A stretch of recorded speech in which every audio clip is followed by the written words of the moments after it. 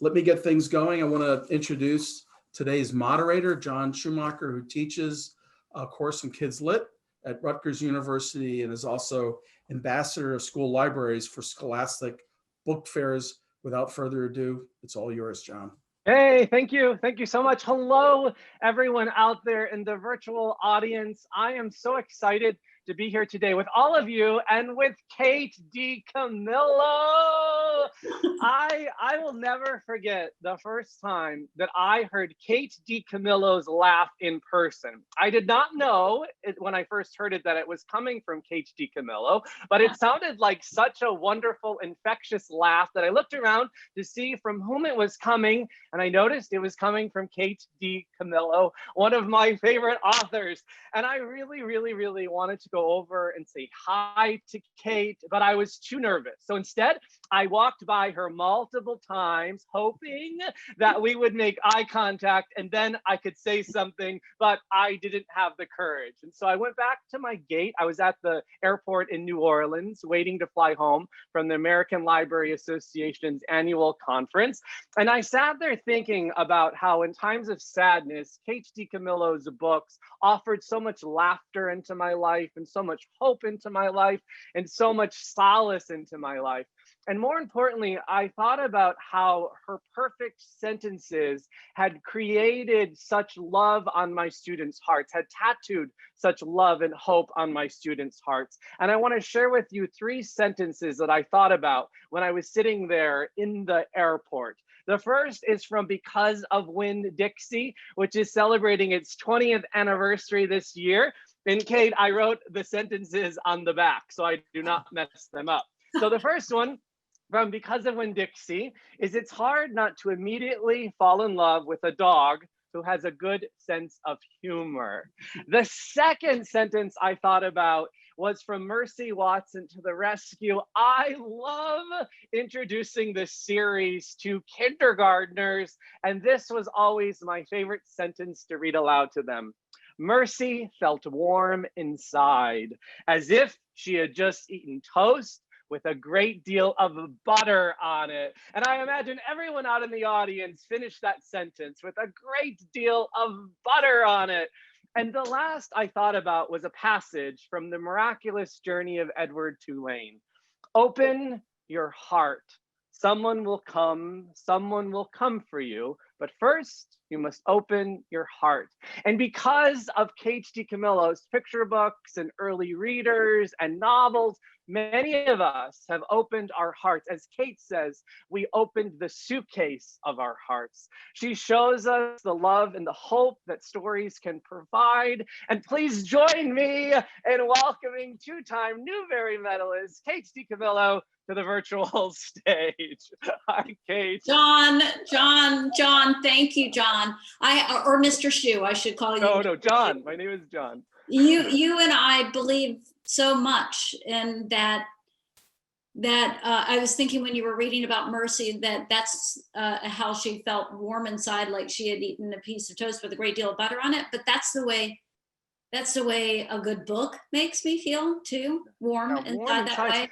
And I think that right now, more than ever, but always, that feeling is just so necessary. It's what gets us through, that feeling of comfort, and we always, like, just saying your name brings comfort to me because I think about all of your stories and all of your characters. And I have to share something with you.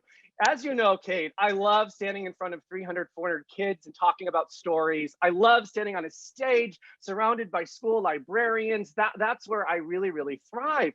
But virtual is hard for me. And so when I was sent home on March 15th, I knew I was going to have to do a lot of virtual events. So I had to create something to bring comfort to my life. So this is what I did. In my closet over there, I found this box, Kate, from my childhood, this beaten up box. And this is the box that I used to use as a child to play library with. It's filled with library cards. And so what I do when I come into my office, and I only do virtual events in this room, I only use it for virtual events, I open the box. And the thing that's popping out is a note from you. And it says, "Dear John, thank you for helping connect us through stories." And I always read that before I turn on Zoom. And then I look at this photo of me when I was in the 2nd grade, reading my Oh. favorite book in the 2nd grade, Oliver and Company, the novelization. And then the last thing, Kate, that I look at is this movie ticket stub from when I saw Home Alone in the year 1991. And then I can do my job. So thank you. Did you do all of that today? Yes, I did. It's my ritual. I come in, I open it up, I read the Kate note, I look at 2nd grade me, I look at the movie stub ticket, and then I'm centered and I can do it. All right, John, I'm in your hands. Let's do it. All right, let's do it. So Kate, my first question for you is actually, well, it's not a question for me. It's from 2 children in St. Paul, Minnesota, not far from where you live. And the question is about the latest book in the Tales from Deckerwood Drive series. But before I ask the question, could you read aloud a passage from this wonderful book? Yeah, and I'll set it up a little bit. So this is Stella Endicott and the Anything is Possible poem. And it is, as you can see, Mercy Watson is in the story, but it's mostly a story about Stella and and the boy that she sits next to in school named Horace Broom, who is kind of a know-it-all. And the 2 of them get into a lot of power struggles and end up in the principal's office. And then they end up after the principal's office getting inadvertently locked in the janitor's supply closet. And they are still arguing with each other even when this happens. So I'm just going to read a little bit from that part. "We could pretend that this is a story," said Stella. "We could pretend that an old and irritated wizard who plays the accordion has put a spell on us, and the spell has temporarily entombed us. And all we need to do now is to figure out how to undo the spell." "Except that's not what happened," said Horace Broom. "What happened is that the door to the closet must lock automatically. And so we're locked in and we can't reach the light and no one knows where we are and we will never be found." Stella sighed. In the darkness, Horace sighed too. "Do you ever get tired of yourself?" said Stella. "Yes," said Horace. "Don't you ever imagine things?" said Stella. "No," said Horace, "not really. My mother says that I might be a tad too literal." "What does that mean?" said Stella. "Well, literal is the opposite of metaphorical. Literal means seeing things exactly as they are. And things right now look very dark." "Sometimes," said Stella, "when I'm afraid, or when my brother Frank is afraid or worried, he worries a lot, we'll hold hands. It always makes us both feel better." She was quiet for a minute. "Do you want to hold hands, Horace Broom?" "Yes," said Horace. Stella put her hand out into the darkness. She found Horace's hand. It was small and scrabbly. She thought, Horace Broom's hand is a hermit crab without its shell. And that's a metaphor. She gave the hermit crab hand a squeeze. Okay, I'm ready for the question. That was perfect. I'm giving you a round of applause. Well, we all kind of feel like we might be entombed right now, right? We're in small spaces and we have to stay there. So and the passage that you read goes perfectly with the question. So thank you. And Kate did not know the question. I did not. No. So this question comes from Stephanie's children in St. Paul, Minnesota, and this is what they want to know. What would Stella Suzanne with 1Z Endicott's metaphor for life be during this pandemic? What would be their metaphor for life during this pandemic? Well, can I say, let's just take a pause to say, John, you know as well as I do, that is a top-notch, number one kind of question. And also it does the beautiful thing of putting me and my verbal skills on the spot. So what would Stella's metaphor be for this time?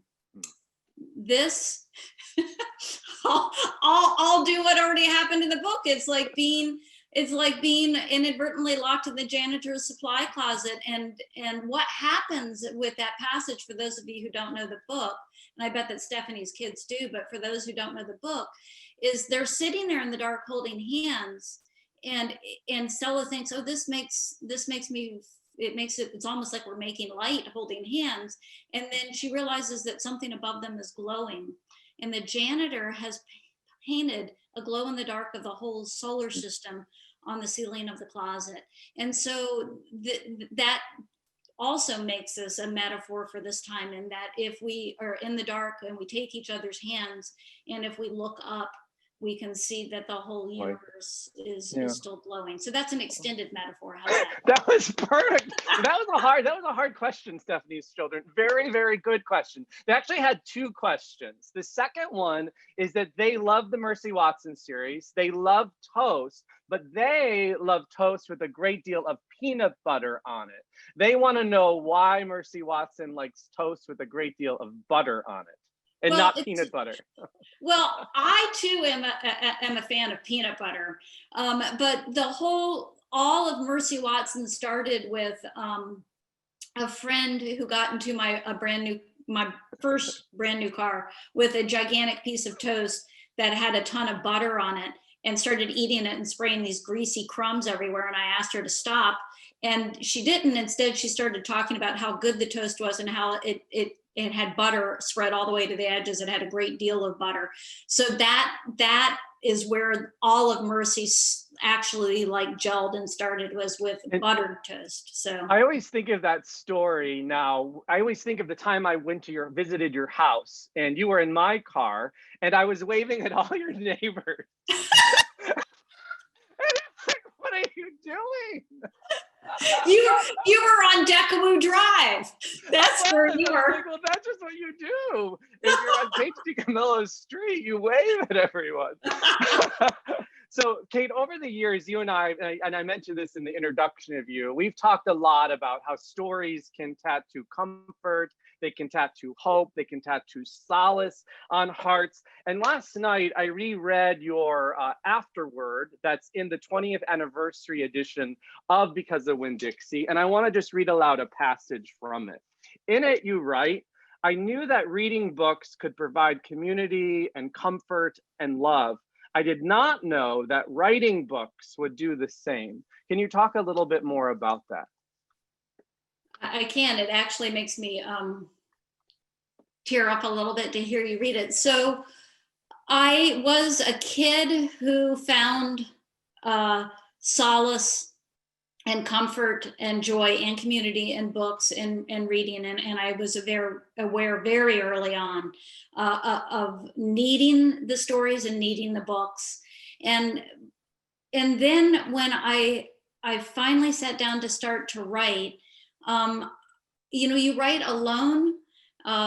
There's no other way to do it, really. You're alone in the darkness of your office, and you sit there and you make up a story, and then the story goes out into the world, and it's got my heart in it, and other people respond with their hearts. And so it became this thing where the world became exponentially larger. And so that my community became even bigger through me sitting there alone telling stories. And I was in no way prepared for how people would open their hearts to Winn-Dixie and Opal, and how I always feel like it was like I walked through a door into a bright room, and I just didn't know that was going to happen. That's so beautiful. And you mentioned in your response of writing in the dark. And about a week ago, I read an interview with Dolly Parton. And in the interview, I thought of you, because Dolly Parton shares in the interview that she gets up at 3 a.m. every single day. I read that too. But you get up at 5 though, right? And I thought, man, Dolly is shaming me. Yeah. I love that you read it as well. Yeah. I love Dolly Parton. She's so do I. amazing. But yeah, she gets up at 3, she prays, and then she does all her writing. And I thought of you because she talks about how the world's not awake yet, and her inner critic is not as loud at that time. And so during the pandemic, have you kept with getting up at 5, writing very, very early, your 2 pages, and then going about your other business? Is that something you still do? That is something I still do. I get up when it's dark, which is very easy to do now that it's winter. So I'm usually up at about right now by about 5:30.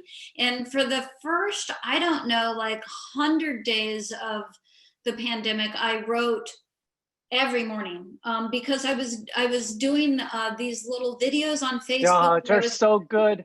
Thank you for just doing that. Thank you for doing your writing I series. wanted other people to know that there was comfort to be found in telling a story, and that if this was something that you had thought that you might want to do, now's a good time to try it.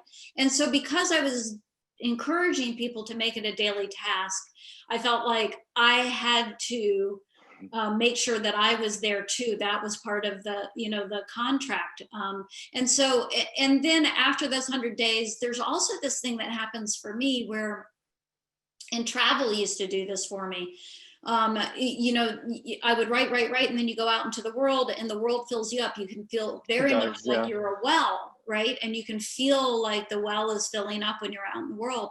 And so I thought, I need to take a break from making myself do this every day and just go out and be in the world. And I was walking every day, but then I just put everything down and let the well fill up a little bit. Yeah, I have found that to be one of the most challenging things right now, is that like I went out into the world every single week, met 2,000 students every single week, and I was filled with all of their light. And then I had light to go out the next week and share it again. And so I have found I've had to do some different rituals during the pandemic. Walking has helped me so much. Walking so is much. great, like but also the books, it's just like I get the light and the comfort from the books. So books and walking have saved me. So then the next question is from the audience. This is from Deb in Oregon.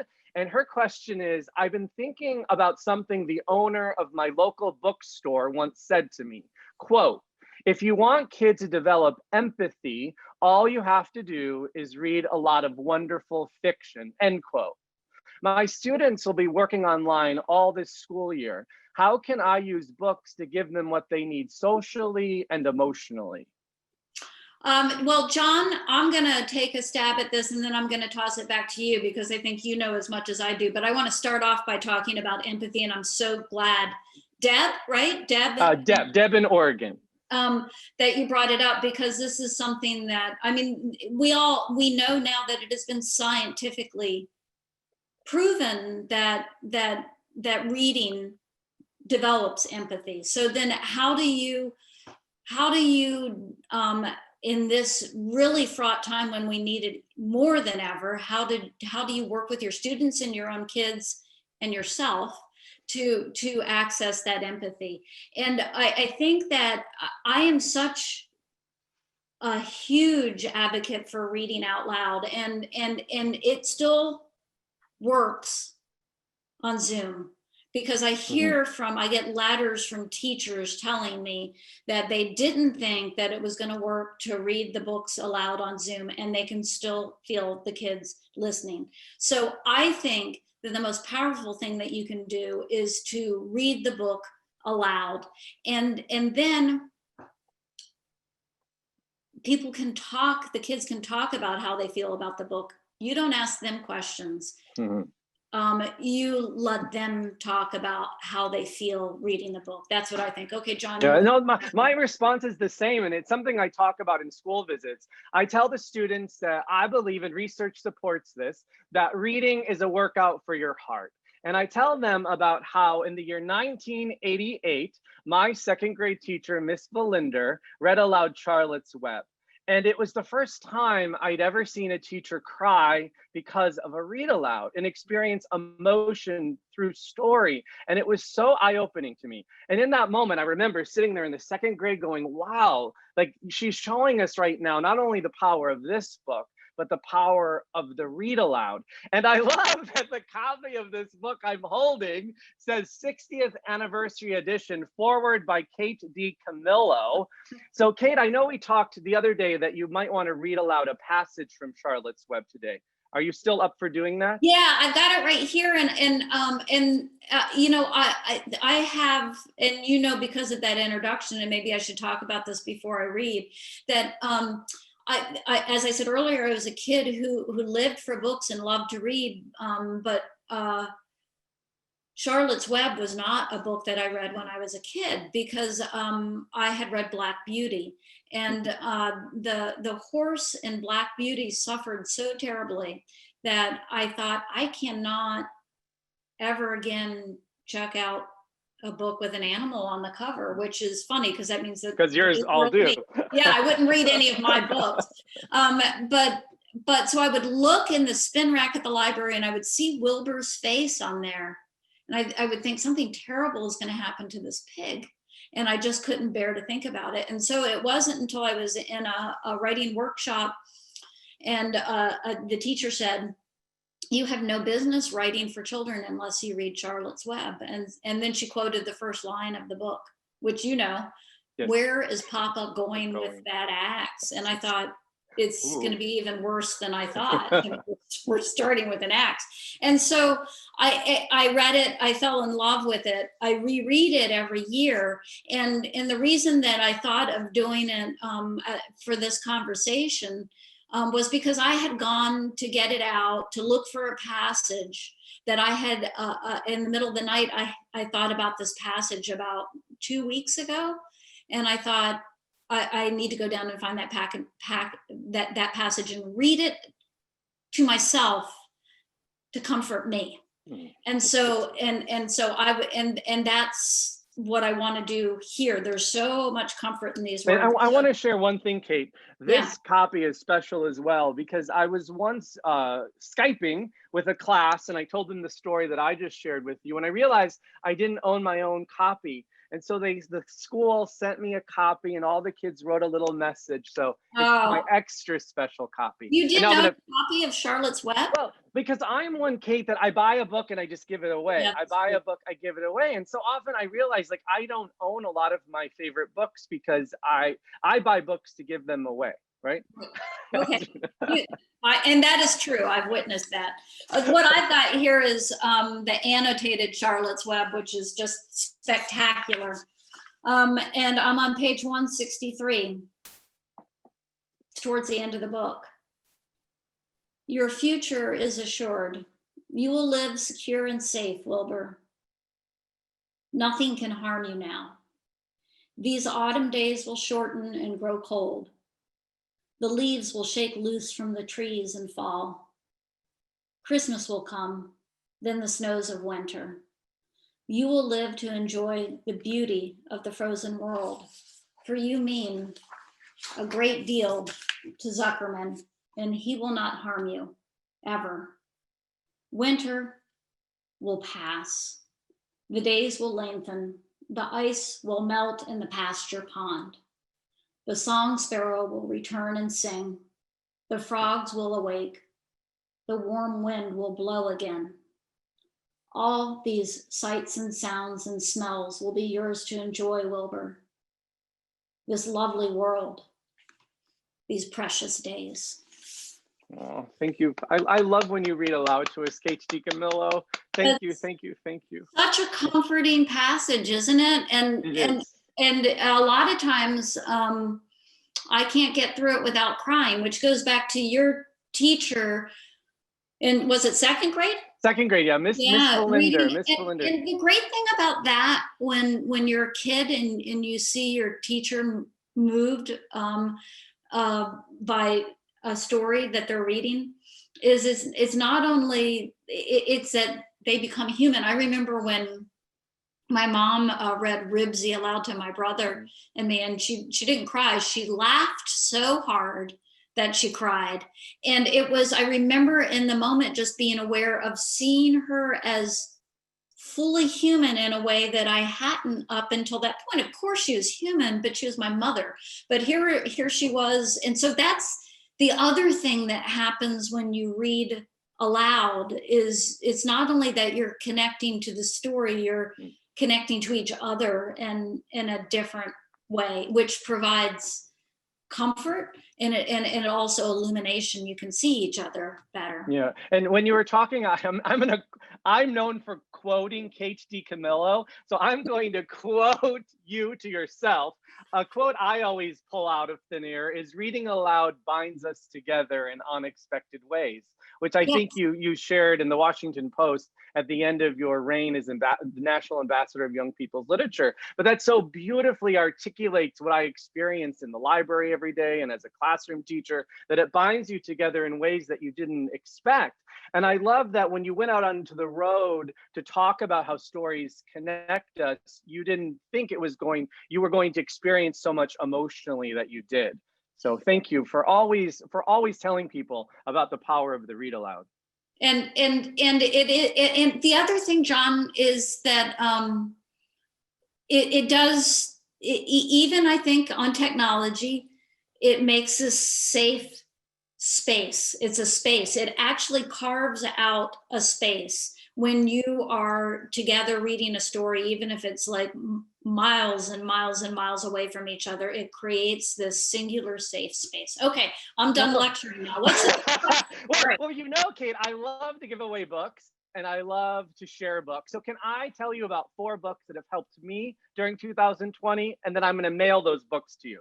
Oh, that would be Sound fantastic. good? All right, because I love mailing you books like Lauren Castillo's Our Friend Hedgehog, which you loved as much as I do. So the first book that has helped me this year that I'm going to mail to you is All Because You Matter, which is a beautiful picture book. If I were visiting schools right now, I would always donate a copy to the principal, because I think it's a book that every principal needs to read, every principal needs to have on display in their office, every principal needs to share during faculty meetings. So this book right here, All Because You Matter, has brought a lot of comfort to me during 2020. The second book is this one right here called Every Little Letter. And it actually reminded me a little bit of Stella, because Stella, I believe you always say curiosity and courage. Yeah. And this book is about curiosity and courage. It's about kindness. It's about tearing down walls, not building walls. So Kate, I'm going to mail you Every Little Letter. I'm excited. And then the third book is Twins, which you may have already read or seen, but I love this book so much. It's by Varian Johnson and illustrated by Shannon Wright. I love Varian Johnson. And this is the type of book that you would walk into a classroom and you would see it all marked up and dog-eared, because a child would be carrying this to school every single day in their backpack. It's the type of book that I believe kids will eventually get to pass from hand to hand, but they really will be passing it from heart to heart. Wow. I've read it multiple times and I've gotten something different out of it each time. So I want to send you Twins. And then the last book I'm going to send you is a companion to one of your favorite books, Billy Miller, which is called Billy Miller Makes a Wish. And I want to show you something really fun, Kate. When HarperCollins sent this book to me, they included Kevin Henkes socks. And somebody out there at Candlewick, if you're listening, I need Kate DiCamillo socks. Wow. So is it fabulous? I can't wait. Okay, so this is the actual copy I read, which is a little bit marked up. So you'll see my notes. That's great. The opening, I wrote, reminds me of Kate and Louisiana Elefante. And this is why. I'm going to read to you from Kevin Henkes' note in the opening. He says, I continued thinking about them, the characters in the year of Billy Miller, after the book was published, even while I wrote my next novel, Sweeping Up the Heart. And I know I sent you a copy of Sweeping Up the Heart. Billy wouldn't leave me alone. Part of being a writer is trusting one's inner voice, following one's muse, if you will. So I followed my muse and did something I never thought I'd do. I wrote a second novel about characters I thought I was done with. Oh, that's fabulous. So I'm going to send you those 3 books, which goes perfectly now into the next question, which is from Tony. And Tony asked something I hadn't realized when I read the Three Rancheros trilogy. This is what Tony asks. In your trilogy with Raimi, Louisiana, and Beverly, telephone calls are a big part of the stories. their calls reveal some of the most desperate parts of the story, but also where the corner turns. Was the telephone a big part of your childhood? That is, I'm astonished by that question. And it's the kind of question that I feel like you could write a graduate thesis on that, because I have never even thought about that. But of course, telephones were a huge part of my childhood. It was a different time. And, it was the time of, it was a big deal to make a long distance call. It was, if you were calling somebody from Georgia to Florida or from Pennsylvania to Florida, it was a production, it was going to cost money, and sometimes you couldn't do it. You had to call collect. So there's an emotional urgency to that doesn't exist anymore in the era of cell phones. And so it's really interesting to consider that I put that there are these emotional pivots around the phone calls. I will have Tony I'll have yeah, and it didn't say where Tony was from. Yeah. As you know, I've read each book multiple times, and I had never connected that before, and had thought about how the phone call, like the phone booth in Beverly especially. And then, so thank you, Tony. Yeah, thank you, Tony. And also I want to say, John and Tony, that books themselves are like those phones when I think about it. It is this, you've got this chance here, and something that is so small and finite to put your heart, right? And so it's just like, it's a way to connect, and time is limited, and you have to put the whole of yourself into it. And in a weird way, books are like old-fashioned phone calls in that respect. It's just like they mattered. Also in Stella, and in your Newbery acceptance speech for Flora and Ulysses, you talk about your mother calling you home for dinner. And of course, it's not on the phone, but that feeling of being called and anticipating that call. Yeah, that's too. Nice. So people out there are going to be writing doctoral dissertations about this. Tony, it's a beautiful point. So, okay. All right. I'm on it. So Kate, I told you about 4 books that have really helped me in 2020 and that I'm excited about. And I know right before we started our meeting with everyone, you held up some books that are near you. So could you tell us about some of the books that you really love? Yeah, this we both loved, and this I was saying to you before we started, this is Lauren Castillo's Our Friend Hedgehog. It embodies comfort, and it is a book that will that you can hold, but that holds you back. And so it's a wonder. And is it an easy reader, John? Is that well, I would call it like a beginning chapter. It doesn't really fall into any category, and that's the thing. You could say it's kind of like Because of Winn-Dixie, like Tales of Deckerwood Drive, like Mercy Watson, but it's its own unique thing.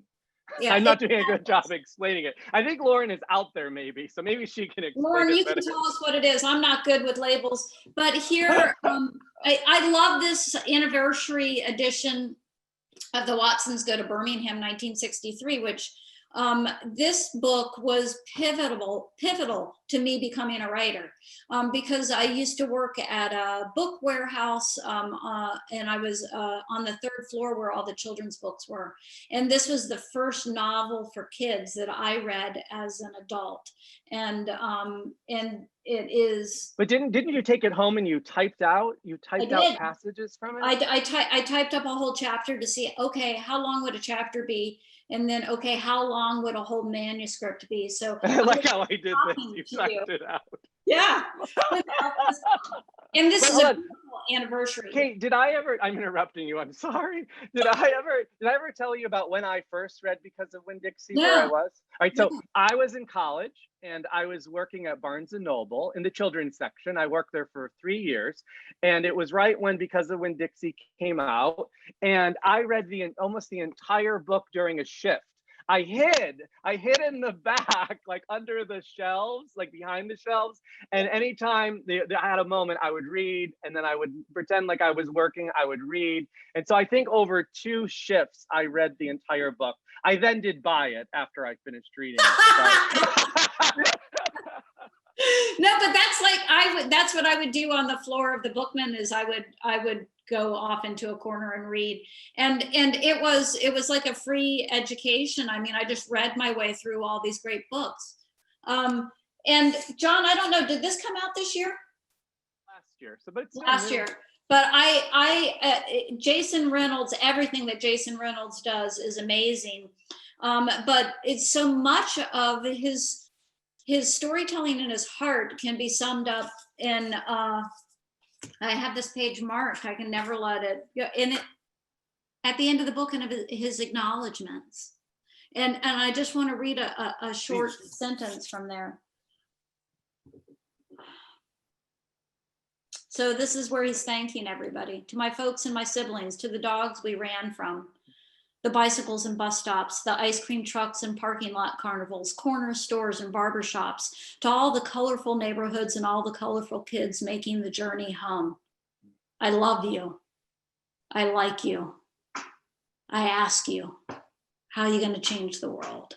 Oh, he's so amazing. Yeah, it's just, and then you had sent me this. Yay! Yeah. And boy, well, this is a time to make sunshine, right? And I tweeted that the other day, Kate. I said something like, we all needed to find more ways to make sunshine in the year 2020, and Ryan Hart helped us. Yes. So all just like, but this is the other thing, and we said this when we were doing our practice session for this, and I just want to make this point that for you and for me, books are our go-to for comfort. And it's just naturally what I gravitate towards. And there are people who might not be, that might not be the first way they look for comfort. But now is a good time to discover what comfort is available to you in books. So it might not be your first love, but it can be one of your loves and one of your ways to comfort yourself in this time. Because when you're reading a book, whether you're reading it, on Zoom with a class, or you're reading it alone by yourself, it just naturally, there's something in you that pushes outward. And so it pushes you out into the world. And just by that, it's odd because you're sitting alone reading a book, but it connects you with the world. And so this is a good time, if you're not a reader, to give reading a chance and to think, okay, let me see if I can find some comfort and myself in a book. So I just wanted to I keep touching my heart. Kate makes as you would say, my heart more capacious every time I'm with you. So I want to get another question from the audience. And this question comes from Beth, and she's a children's librarian. And her question is as follows. Your book, Because of Winn-Dixie, was a balm for my soul when I experienced the loss of my little brother to cancer at age 13. What books have been a balm to your soul during your own seasons of loss throughout your life? Well, thank you for telling me about that. And there have been so many books that have been balms at different times. As I said, I woke up in the middle of the night thinking about Charlotte's Web a couple of weeks ago. It's funny because I haven't thought about this for a long time, but I used to always have a copy of All Creatures Great and Small by the bed, and when I couldn't sleep and I was too worried, I would pick up James Herriot and just anywhere read any one of those stories and feel comforted. I go back again and again to the fairy tales of Hans Christian Andersen. There's so much comfort in there, and I have to say that I absolutely love some of the books that I read still when I was a kid, Cricket in Times Square and 21 Balloons. And then there are short stories that I reread all the time. Eudora Welty's short stories give me a huge amount of comfort. So. Well, thank you, Kate. And a book that has always given me a lot of comfort is The Tale of Despero. I read it aloud when I was a 4th grade teacher, when I was a 3rd grade teacher. And I think we had said during our practice session that you were up for reading a passage from The Tale of Despero. Oh, you know what? Today. I did say that, and then I didn't bring Despero up here. I'll show you then. I'll just show you. I have a limited edition of Despero. I forgot about Despero. Why I thought about Despero is because darkness is so much, it's front and center. And the very first thing is the opening thing before the first chapter is the world is dark and light is precious.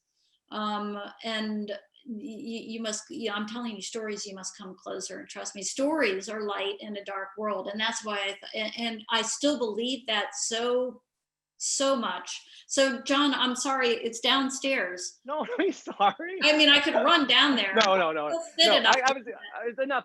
I needed a way to show my Despero doll, and I did. I accomplished that. So Tale of Despero was made into a movie because of Winn-Dixie was made into a movie. And it was announced just recently that Flora and Ulysses is coming to Disney Plus. I wrote down the date on here, on February 19th, 2021. And then The Tiger Rising, they recently wrapped up the filming of that. And then I think it was this week, this has been a very long week, they announced that Netflix is creating an adaptation of The Magician's Elephant. And last night, I watched an interview with you on Candlewick's YouTube channel about The Tiger Rising. It's up there, about the Tiger Rising, and when you visited the set, I believe last year. And in a conversation about the Tiger Rising movie, you say the following. You say, every time you see your books created put onto the screen, it's a profound surprise and a gift. So can you talk about, having had, because of Winn-Dixie made into a movie, Tale of Despero, and then soon you'll have 3 more of your books adapted for the screen? Yeah, it's like it just to hear you rattle them all off, it doesn't even seem possible. It doesn't seem possible. I always say, Kate, I will eventually write your biography. I sign you up, John. I sign you up. You know how boring I am. But it is a surprise every time, because it's like it goes back to getting up so early in the morning when it's dark, right? So that you're sitting alone in the dark and quiet, writing a story that there's a part of me that is still surprised that the story gets turned into a book, and then that people read the book. But then there's this other thing that happens with a movie where it becomes, large, and then collectively you're all watching it together. So it's just like, it's kind of, I can't get my head wrapped around it. But I do have, it's funny because when I didn't travel as much as you, but I was out a lot in the world, and there were always questions about the movies and why is the movie different? And I in a room full of people, I'll always say, okay, how many of you, when you're reading a story, see it unfold as you're reading it? You see it in your mind's eye, and invariably it is 3/4 of the room that raises their hand, which is exactly what the science says. It's like about 70% of us. So that means then that 70% of us, as we're reading a book, we have our own personal movie of it in our head. And so it becomes there's no way that anybody is going to make a movie that looks exactly like your vision of a book. And so it's humbling, and it's wonderful to watch your stories. It's kind of like having kids. They go off your stories and they have a different life without you, where somebody else reimagines your story. And I think it's a spectacular thing, not the least of which because so many people will find their way to the book who would never have found their way to the book. They find their way to the book because of the movie. And I believe it was last week, this cover was revealed and the movie poster was revealed. And I shared it on Instagram, and 3 different people posted that this is how they imagined you looking as a child.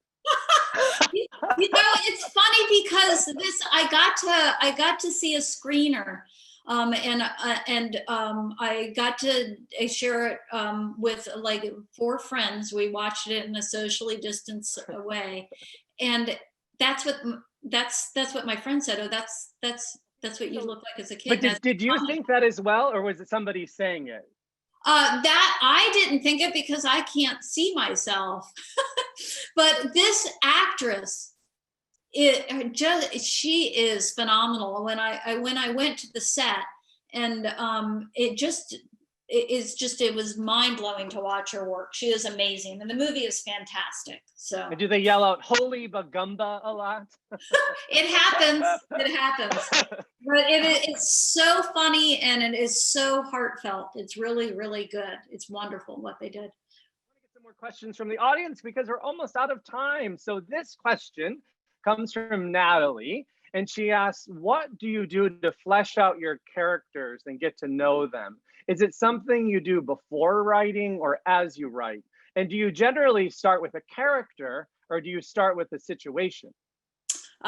It's a great question, and it's process, and I love talking about process because process is different for everybody. And John, you've probably heard me tell this story before, but I remember once I was doing a school visit, big auditorium filled with kids, and we were talking about writing and how I never knew where a story was going to go when I started it. And this 5th grade boy stood up and said, what if you're in a class where the teacher says that you have to outline a story before you can write the story? You have to turn the outline in first. And I said, is your teacher in the auditorium right now? And he said, yeah, that's her right there.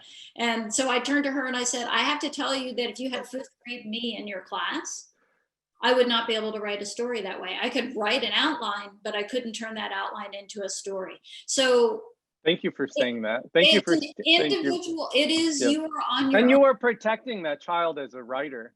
So Yeah, and it's totally your own journey. So when somebody's teaching somebody how to write, the most important thing that you can do is to inspire them, right? And to encourage them. But you have to kind of find your own way as you're doing it. So anyway, back to characters. So sometimes people will say, speak to us about character development. And it's like, I don't know how to do it.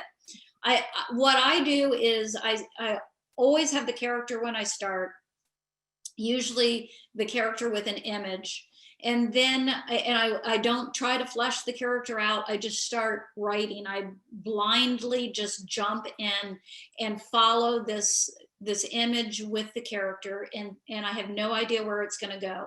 And that, as one of my best friends says, is what works for me. That does not mean that's what will work for you as a writer. And so I discover the character as I go along. I don't sit and make character sketches. Character sketches work great if that's the way you work. So. Can I ask you another process? Since you love process questions, I have another one for you. All right. So this one is from Dana. And her question is, you don't shy away from sad or tough scenes in your books. What strategies do you as an author employ to help your characters and thus your readers work through grief in healthy ways? Wow. Again, this goes to that thing of not planning and also I'm not being disingenuous when I say this, not knowing what I'm doing. So that means by that, I mean, I am not looking directly at that sadness and the grief and the sorrow. I know that it's there. And part of what writing a story gives to me is it lets me bring that sadness up, give it shape, and also put it next to light. And it heals me to tell the story, to bring those things up. But if I sat down thinking I'm now going to deal with this grief in a healthy way, I would mess up.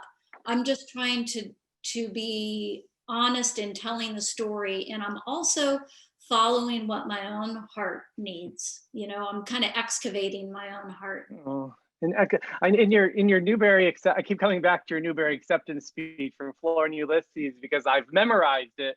You talk about excavating the grief in your heart, and that's something that story so often helps me do. And I don't even know, like, I have this grief, but experience with reading about a character who experienced grief, I'm able to excavate grief of my own. So Right, thank and you. that also goes, John, to that whole thing about like when as a teacher or a parent you're reading aloud, and when you finish for the day, instead of asking questions about what happened in the story or why it happened, rather, how do you feel? Because it's like when you're reading about somebody else's grief, it does help you understand your grief, and it also helps you understand that you're not the only one grieving, and that's empathy, and that's community, right? When you know that you're not alone in something, and that's the light of the stories. Thank you for helping so many of us heal our hearts through your stories. I want to end with 2 questions from children, but before those questions, I have 2 questions of my own, one of which you might not be able to answer. I think you'll be able to answer the first one, which is, can you tell us a little bit about the next book in the Tales from Deckawoo Drive series, which comes out next year, Franklin Endicott and the Third Key? Yeah, so Frank is Stella's brother, and Frank and I share a similar trait, which is that we worry a lot. And so this book is about Frank coming to terms with his worrying and putting some of that worrying down. And so it was like a really fun book to write, because again, it's that thing where I'm digging around in my own heart and walking with Frank through his worries helped me with my worries. So that comes out in the spring, right? I don't know the date. I think it's June. I didn't write it down. Okay. I'm failing. I think June. I've not read it yet. I can't wait to read it, Kate. But in the cover by you'll Chris get a copy Van before I do. You'll get a copy. That's happened a few times where I get your books before you. But all right, so you have a novel coming out next year as well, illustrated by 2-time Caldecott medalist Sophie Blackall. And are you allowed to tell us anything about it? I know nothing about it. I don't think that I am. The only thing that I know for a fact I can say is that Sophie Blackall is a genius. Well, and I remember, Kate, and when we were at Wild Rumpus together last May, you said something which I tucked away in my heart. And when I saw the announcement for the book, I texted you and I said, was this what you were talking about at Wild Rumpus, but you couldn't say more than like the 3 words that you shared? So I'm looking forward to reading it next year. I can't wait for you to read it. All right, let's end with 2 questions from children. The first is from Mimi. And Mimi is very excited to be here today, Kate. She loves Because of Winn-Dixie. And she read that in an interview that you felt that you left Opal at a good spot, but she and her mom do believe there should be another book because they want to meet Opal's mom. So are you still where you were in that interview of there will not be a sequel, you are done with their story? And then they also say they love the Mercy Watson series. Oh, okay. Mimi, I do feel like, I mean, and like, it's really nice that you like, things change. And that's what your question reflects. It's just like, so yes, I have always thought that's that. I did leave her in a safe place. I'm not worried about her. But what I've learned over this journey of 20 plus years of writing is just kind of like what you said with Kevin Henkes in his note. You don't know when the characters are going to come back and ask for something.